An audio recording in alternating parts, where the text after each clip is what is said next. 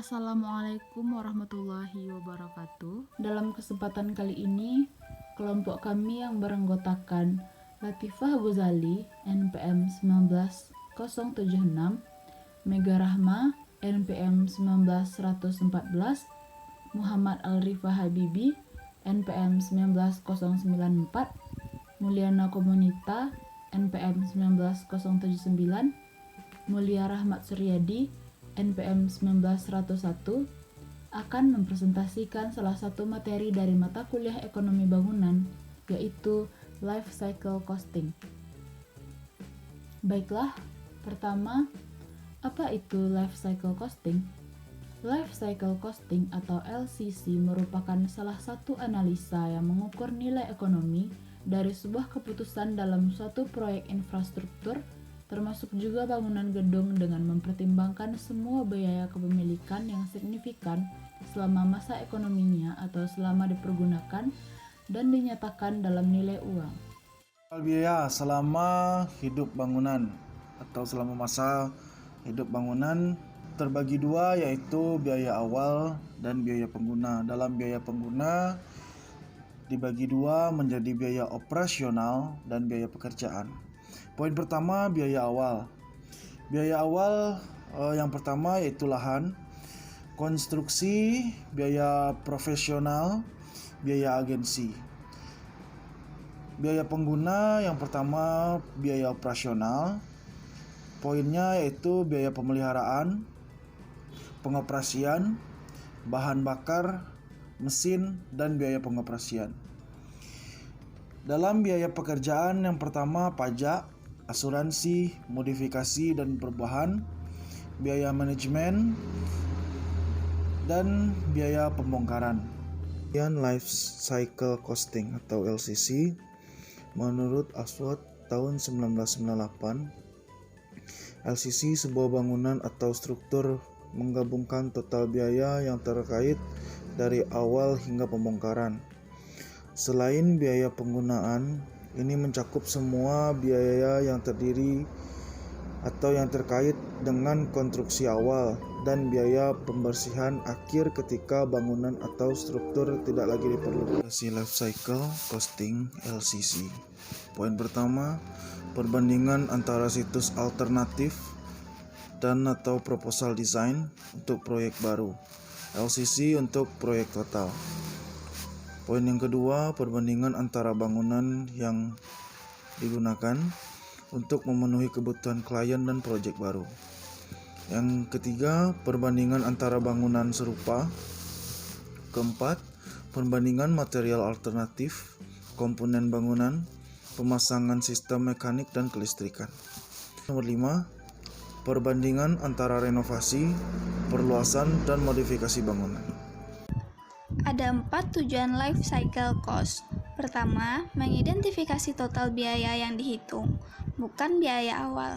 Kedua, membantu dalam pengambilan keputusan yang efektif ketika memilih di antara beberapa alternatif.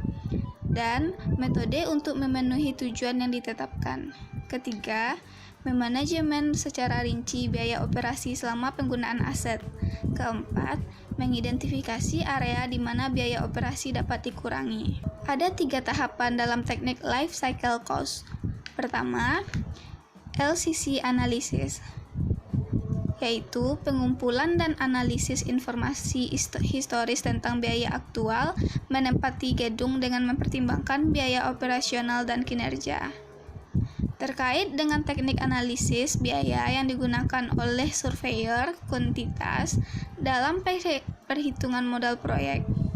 Teknik ini menekankan analisis LCC dari proyek yang diselesaikan yang digunakan setelah jangka waktu tertentu. Kedua, LCC manajemen. LCCM adalah proses perencanaan dan pengendalian LCC yang diharapkan. LCCM dapat digunakan untuk membantu klien dalam membuat perbandingan biaya bangunan secara bermakna dan dalam menilai dan mengendalikan biaya pekerjaan sepanjang umur bangunan. Ketiga, LCC planning. Digunakan untuk mengidentifikasi total biaya keseluruhan sebuah bangunan. bagian dari bangunan atau elemen bangunan individu dengan mempertimbangkan biaya modal awal, biaya operasional, dan nilai sisa atau jika terkait. Mengungkapkan berbagai biaya ini secara konsisten dan dapat dibandingkan dengan penggunaan teknik potongan harga. Dalam perhitungan LCC, ada beberapa faktor yang harus dipertimbangkan, yaitu umur investasi dan lama penggunaan bangunan.